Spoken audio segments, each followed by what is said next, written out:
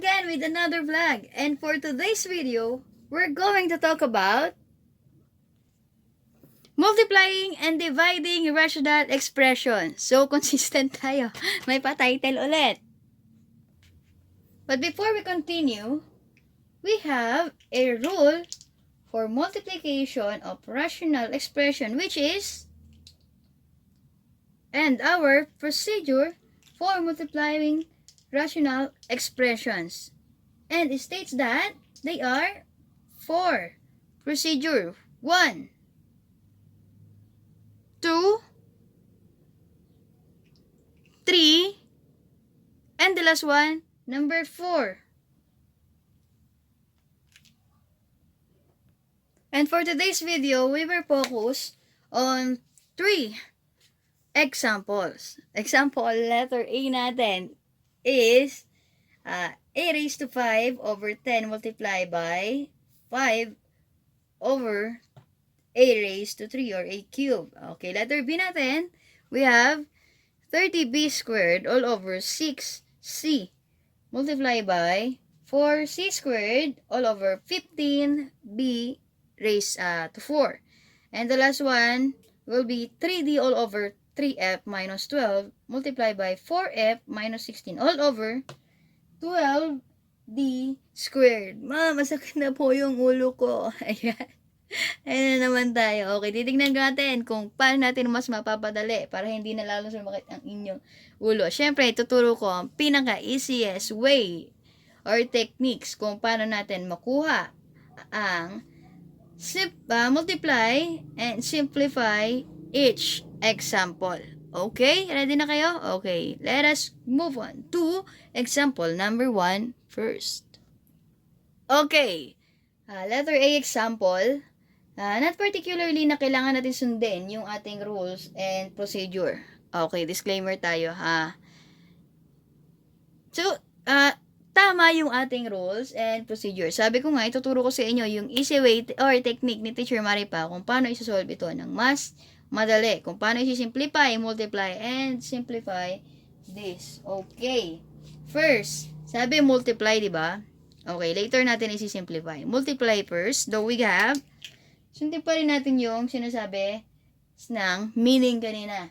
Okay, multiply the numerator and denominator. When you multiply, napaka-easy lang. Numerator by numerator and denominator by denominator. So, we have 5a raised to 5 all over 10a cubed. This will be the answer for multiplying this problem. So, how to simplify naman? Okay, if this the multiplication answer, ayaw magbukas yung ating, yan. How to simplify naman? Okay, balik tayo dun sa problem natin. Hindi muna tayo mag-focus dito. Mas feeling ko lang ha, mas maiintindihan po ninyo pag dito. Pero solve natin to later. So, dito muna tayo. Okay, how to solve using this. Look at the fraction. Yung first fraction natin, 9 over 5 over 10. 9 pala. A raised to 5. Sabi ko na nga pa, pangit yung sulat ko kasi A raised to 5 over 10 and 5 over A cube. So, look at this. Tingnan nyo yung cross na to. This one. And this one. Magko-cross multiplication ba tayo? No. Observe nyo lang yan. Okay. Magko-cross kasi nito, yung A raised to 5 and A cube natin. Tingnan mabuti. Sila yung gagawan kasi natin ng factor. And yung ating 10 at saka 5. Siyempre sa 10, 5, walang variable doon. Dito naman, A lang siya. Then naka-raise siya sa exponent na 5 and 3. Okay, mag-focus tayo dyan. So, kapag finactor natin si A raised to 5, ang kapartner niya is si A raised to 3. Yun ang gagawin natin. Ifa-factor natin. Papakita ko rin mamaya kung paano isolve yung this problem naman. So, we have A. Ano yung factor ni A raised to 5 tsaka ni A raised to 3? Ayan. Siyempre, ang factor out natin doon ay A raised to 3. Yun kasi ang meron dito sa baba. So, matitira na lang sa A raised to 5 by A squared. Correct? Yes, correct. So, sulat natin dito, A cube multiply by 1 kasi wala naman titira which is 1 na lang. So, sa number naman, pa-factor out natin si, tingnan niyo yung 5 sa kasi 10. Factor out natin si 5. So, 1 na lang titira dito. Dito naman ay 5 din pa-factor out natin. Ang titira naman dito ay 2. Okay. For this example, how to lowest term it. So, may pinactor out tayo na a cube, 5, and 5. Katulad ng nasabi natin nung nakaraan sa simplifying rational expressions, ang ginawa natin, we cancel. Okay, kakancel lang natin. Dahil pag cancel natin 5 over 5, the answer there is 1. Cancel lang din natin to. Okay. Yun yung ibig kong sabihin, kaya ko siya.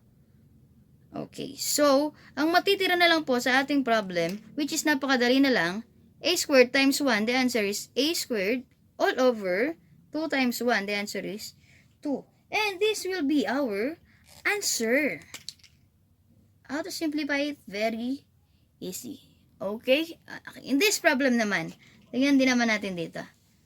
Kaya-kaya natin yan. Same lang dapat sila na makuwang answer. So, same lang din yung procedure. Kunin natin yung ipa-factor natin sa labas. Pero, ang titignan po kasi natin, si numerator at si denominator. Okay. Factor out natin si 5 over 10. Ano yung pwede natin factor? Siyempre, si 5 pa rin. Ganon din yung gagawin nyo sa baba, sa denominator. Then, yung ating variable, a raised to 5, a raised to 3. So, factor out natin is si a raised to 3. Pagkasamahin na natin siya agad. Unlike dito, pinakita sa inyo na sila lang yung pwedeng cancel doon, then sila para hindi nakakalito. Ganon din naman dito. Pero kayo, kung ano yung gusto nyong gawin, lalo na sa mga estudyante kong nanonood, piliin nyo kung saan kayo mas madadalian. Okay? Wala naman tayong limitasyon kung ano yung gusto nyong pag-solve. Basta tama ang sagot nyo, ha? At saka ipapaliwanag nyo sa akin sa susunod pag nakita tayo kung bakit yun ang nakuha nyo sagot. So, a squared na lang matitira dito. Correct ba? Dahil pinactor out na natin si 5a cubed. So, a squared na lang. Then, dito naman ay pinactor out natin si 5a cubed. Then, ang matitira na lang po ito ay si 2. Then, cancel lang natin.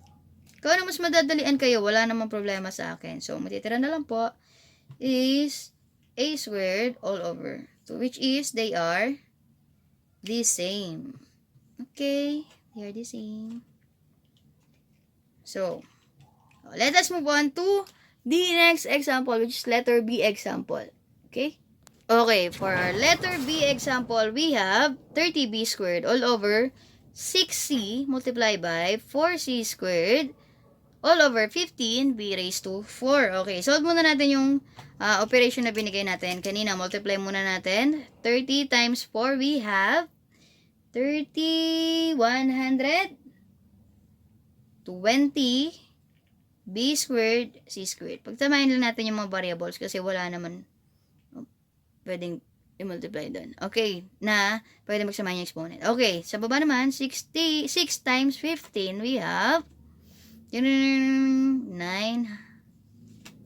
Okay, 90 b raised to 4 c. Okay, wala namang problema yun kahit nandito yung c. Basta alphabetically arrange lang. Then, solve na natin. Okay, factor out natin yung mga pwede nating i-factor out. So, okay, sa ating numerical coefficient, ang pwede nating i-factor out dyan is 30. Okay. Ganun din sa baba. 30. Tapos, sa variable naman, b squared. Kasi b raised to 4 to, kaya matatanggal natin b squared namin. Sa c naman, c lang. Kasi c lang yung nasa ibaba. So, ganun din sa lowest, sa denominator natin. b squared siya c. Okay. Mumultiply natin siya kay. Okay. So, meron tayong 4. Tama po ba? Then, b na lang. Si 30 times 4, ang answer dyan is 120. So, we have here 3b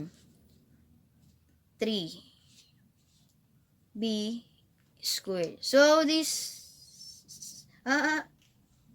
mali ba ako? Mali ba tayo? Hindi. Hindi kasi b yan. Doon tayo nagkamali. Okay, careful tayo doon ha. Sorry po, mali po. So, meron tayong, kasi 30 b squared c multiplied by 4c, the answer is 120 b squared c squared. Okay, yun lang naman yun na mali natin kanina. So, our final answer must be, cancel na natin to by cancellation. We have 4c all over 3b squared. This will be our final answer. Solve natin yung kanina nating technique. Okay? Ito yung isang technique natin. Yung isang technique naman natin, kung paano natin solve, must be like this. So, i-factor out na natin agad. Okay? Ito yung partner kasi. At ito. Okay. Factor out natin si 30 tsaka si 15. Ang pwedeng i-factor out doon ay 15.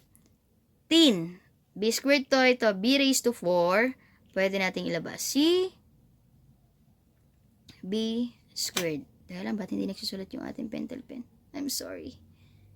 Okay, multiply. Okay. Ganon din sa baba. 15 b squared. I-multiply naman natin to kay 2. Isin natin. Okay. 15b squared times 2, the answer is 30b squared. Di ba negative 15? Sorry po ulit. Ayan, baka may gusto mag-donate yan. Charot lang po. Okay. 15b squared. Ang matitira lang dito ay b squared. Okay. Tapos dito naman sa 4c squared and 6c squared, ang pwede natin i-factor out is, in numerical, 2 lang, then c. Kaya may matitira pa ritong c. 2c at 2. Sorry po ulit ha. Yan. 2c times 2c, the answer is 4c squared. Yung nasa denominator naman ito, ilabas natin ulit yung 2c. Ang matitira na lang po dito is 3. 3c times 2c times 3, the answer is 6c. So, cancel na lang natin yung mga pinactor out po natin. So, sa madaling salita, alam na natin, imumultiply na lang natin yung final answer nila, which is 2 times 2c, the answer is 4c all over 3 times b squared, the answer is 3b squared. And this is also correct because they are equal. Okay? Magkaiba ang techniques, pero same lang yung makukuha natin answer. Okay, let us proceed now to letter C. So, for our last example, we have 3d over 3f minus 12 multiplied by 4f minus 16 all over 12d squared. So, multiply lang natin. We have 12 df minus 48d. Medyo mahabang solution lang ito. Pero, madali lang. Same lang din ginawa natin kanina. So, we have 36 d squared, eto yan, f minus 12, negative 12 times 12d is negative 144 d squared. This is equivalent to, i-factor out natin yung mga pwede lang natin i-factor out. So, nakikita natin agad, meron tayong 12d. Okay? So, we have 12 din na pinactor out. So, may matitira tayong f minus 4. And the next one will be 36d squared. Tama po ba? Divisible si 144 kay 36. So, ano kay answer doon? We have f na lang din. So, 36d squared times f. Ito yung answer. 36d squared f minus 4 na lang din. So, with this example, pwede natin i-cancel si f minus 4. Okay, so, is this the final answer? 12d all over 36d squared. Final answer na po ba ito? Siyempre, hindi pa.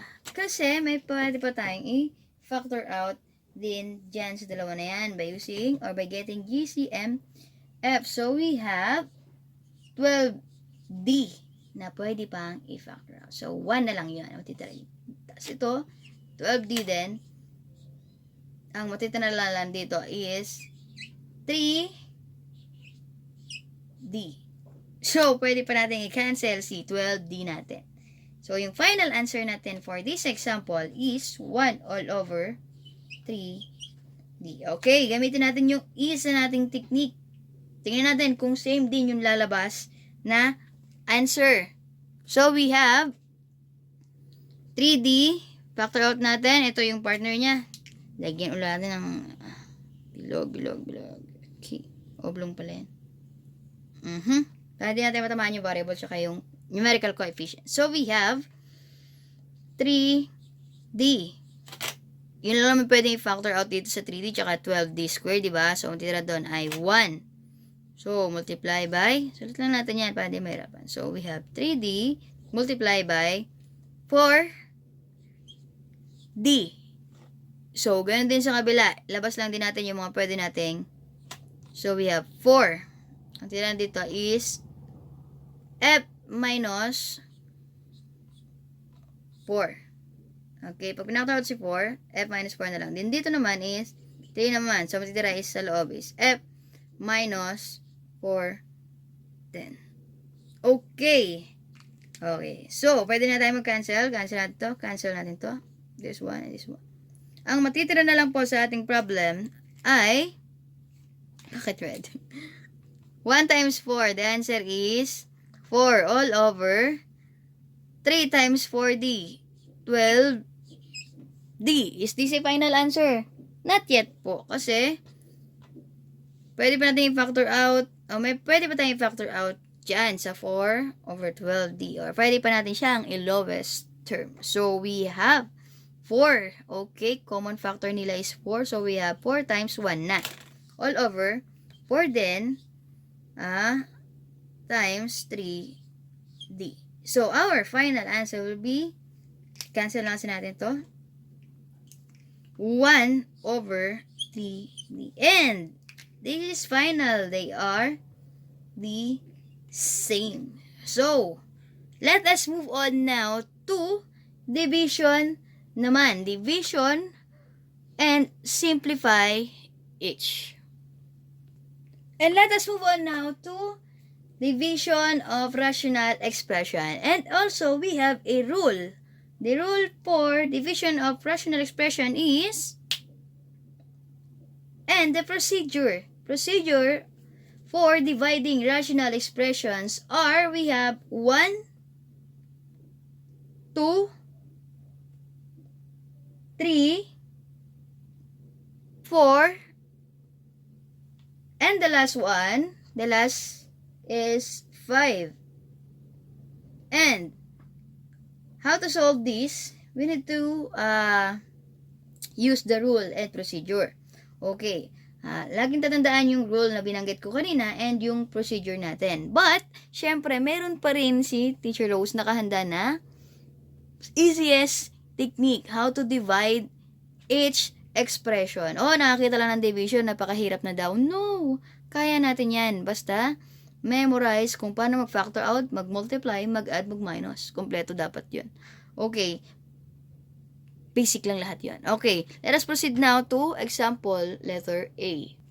Okay. For example letter A, we have 7 over 6x divides 7 over 12x. Now, first, write the equivalent multiplication statement using the reciprocal of the divisor. Okay.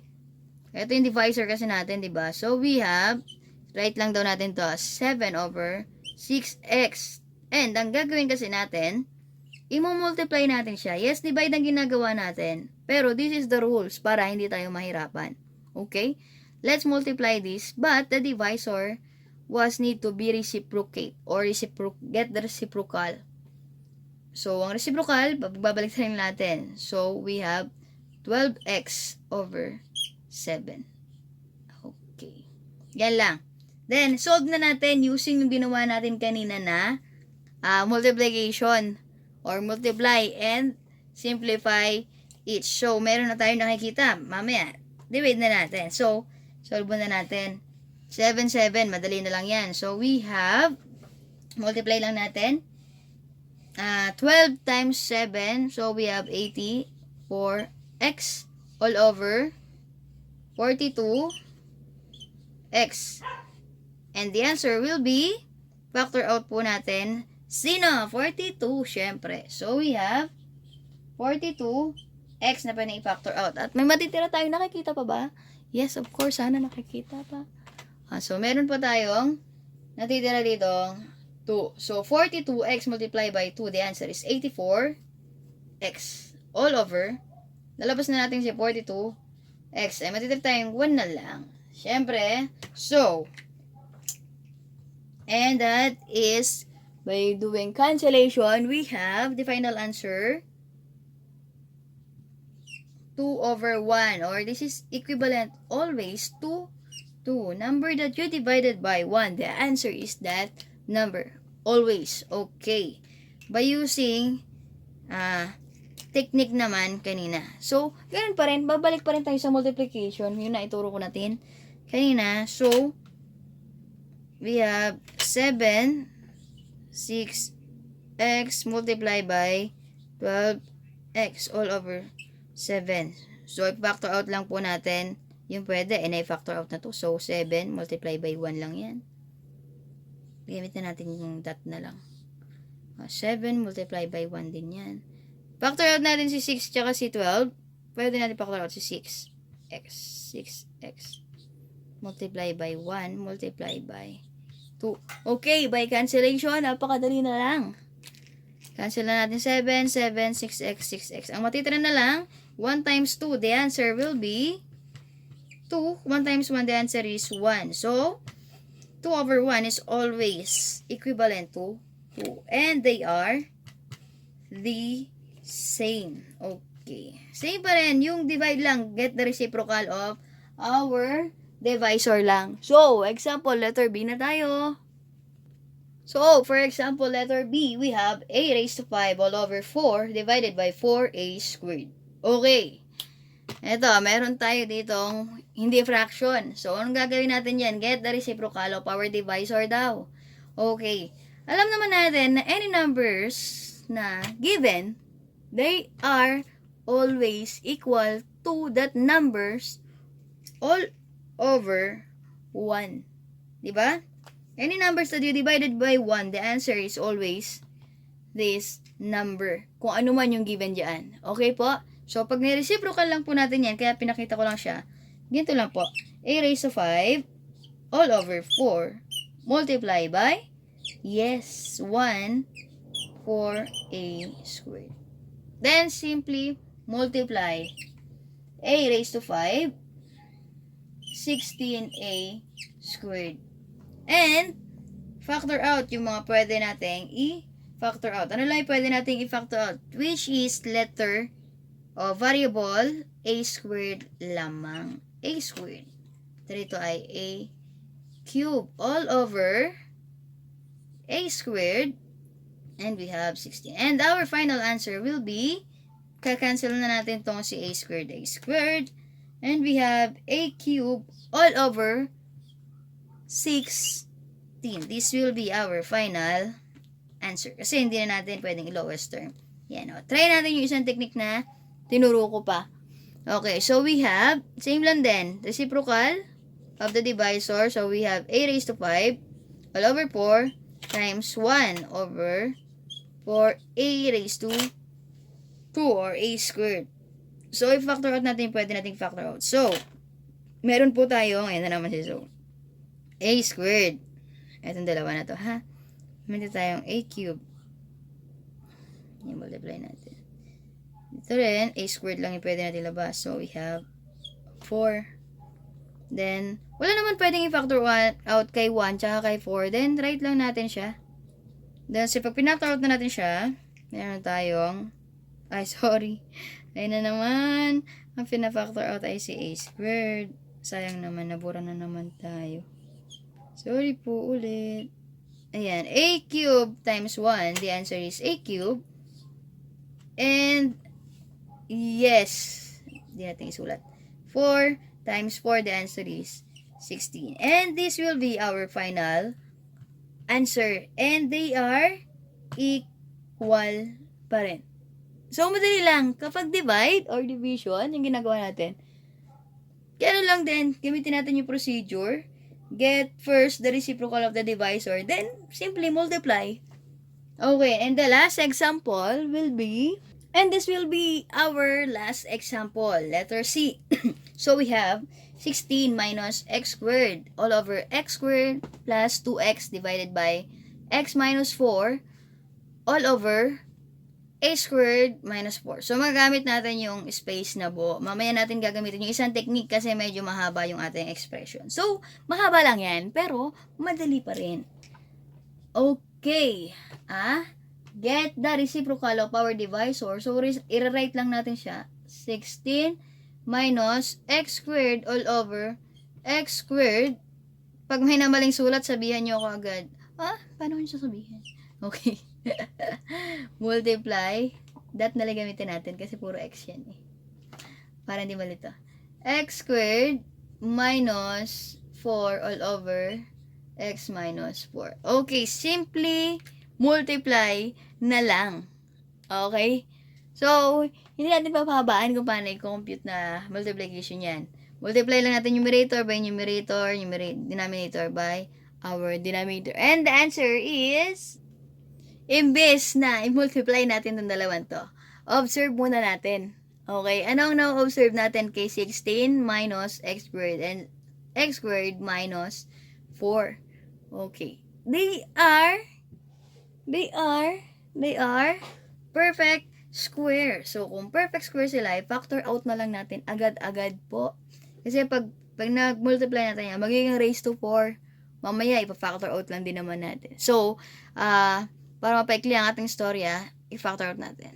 So, alam na po natin yun kung paano mag-factor out, diba? So, we have 4x.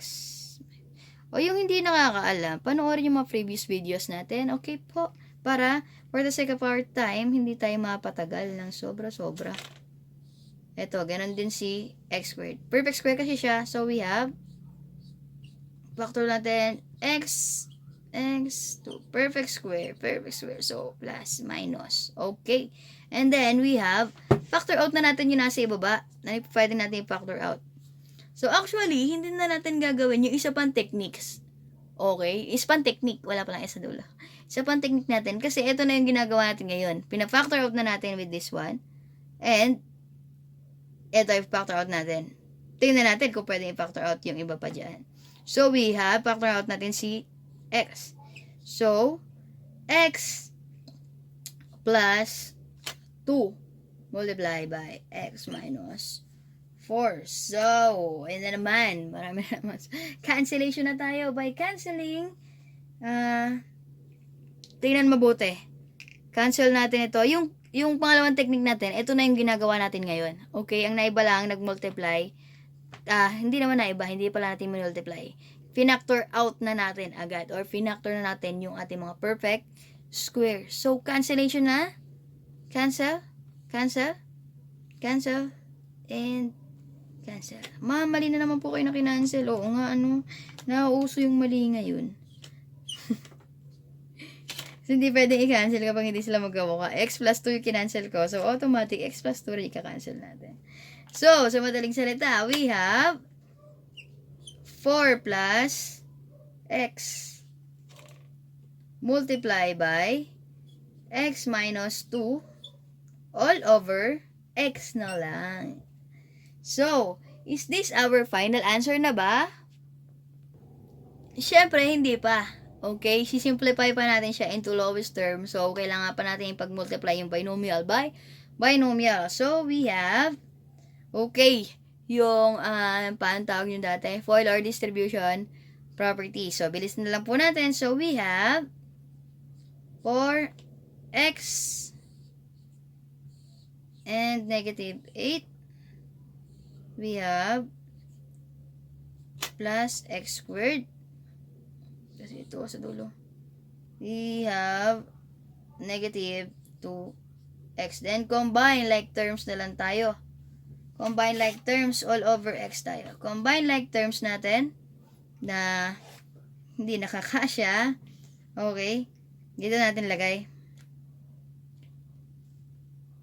So, hindi na natin gagawin mamaya yung isa pang technique. Kasi ito na yung gagawin natin. Okay? Imbis na ipag-multiply natin yung numerator by numerator natin, get the factor. Kasi perfect square yan. Perfect square to. Okay? Maging careful na lang tayo sa kuha ng factor and multiply later. Okay? Observe natin mabuti yung ating mga expression. Okay, first, we have perfect square 16 minus x squared. So, we have 4 plus x, 4 minus x multiplied by x plus 2, x minus 2. So, next, pa-factor out lang natin si x dito. So, x na lang yan, plus 2 na lang. X minus 4. Okay. And, almost done na tayo. Malapit na. Okay. Makulit, no? Pero, observe nyo muna bago kayo mag-cancel na mag-cancel. Ano po? Okay. Bakit natin i-observe? Ang pwedeng cancel si x plus 2, walang problema. X plus 2 rin yung nasa numerator. X plus 2 rin yung nasa denominator. Ngayon, ma'am, cancel na natin to. Cancel na rin. Observe first. 4 minus x, ito x minus 4. So, hindi siya pwedeng i-cancel na lang basta-basta. So, ang kailangan po natin gawin ay, ano na ngayon kanina? Yes, note, factor apply, cancellation, but this will be multiplied by negative 1 para maging pareho tayo. So, i-blue natin para intense, ano? So, paano natin mapapa-equal? Ito na lang. Kasi ito perfect square to eh. X minus 4 dapat maging 4 minus x siya, diba? So, i-multiply natin to both side by negative 1 para maging negative x siya at ito ay plus 4. Okay. Pag pinagbaliktad lang naman yan, so negative 1, 4, ayusin lang natin minus x. Para pwede na natin siyang i-cancel kay 4 minus x. Huwag natin kakalimutan ha. Baka magkalituan tayo. I-transpose muna natin into the same para pwede tayong mag-cancel. So, para hindi makalimutan, yung ginawa natin dito is, eto na. Magiging negative 1 multiply by 4 minus x. So, yan pa lang tayo magka-cancel. So, ating final answer natin, yung kanina, so we have 4 plus x multiply by x minus 2 all over x times negative 1, negative x. Okay, negative yan ha, mamaya hindi pa yan yung last natin. Okay, simplify po na natin. Meron tayong 4x plus x squared. Balikan yung mga previous kung paano sasagutan ito ha. Gamit yung foil tsaka yung distributive property. So, minus 2x 4x. Yun nga. Nakalimutan ko na agad. Kabilis, ano? 4x. 4 times negative 2 is negative 8. And plus x squared minus 2x. Then, combine like terms. Ito na pwedeng i-combine. So, we have x squared all over 1 negative x to, ha? Negative x. So, we have x squared plus 2x, combine like terms kasi, minus 8 all over negative x. So, is this the final answer na po ba? Not yet po, kasi yung negative, ilagay na lang sa taas. Pero, pwedeng, ito na rin, yung sagot ng bata, tanggapin na po natin, ano? Okay, hindi niya palang na ilipat si negative sa numerator. Pero, okay na to siguro para sa akin. Pero, yung pinaka-final answer pa niya will be, lipat natin si negative sa numerator. Kapag nilipat natin siya, i-divide at i-multiply na natin siya agad sa numerator natin. So, magiging negative x squared po yan, ha? Negative 2x plus 8. Papalitan lahat ng sign nila. Kung ito ay positive, minultiply sa negative, negative. Positive, minultiply sa negative, negative. Negative, minultiply sa negative, positive. And all over x. And, yeah, this will be our final answer. But, it's okay kung ito na yung sagot, tatanggapin ko kung ako po yung teacher ninyo. Pero, pag distribute yung negative, na nasa denominator dito. And, that is all for today. Sana marami po kayo napulot na aral dito kay Teacher Maripa channel. And, if you like this video, please leave a thumbs up, share to your friends, and comment down below your questions, clarifications, suggestions, and don't forget to subscribe to my YouTube channel. Don't forget, Teacher Maripa, and hit the notification bell for more updates and for more videos. Annyeong! Bye-bye! God bless! Stay hydrated. Bye!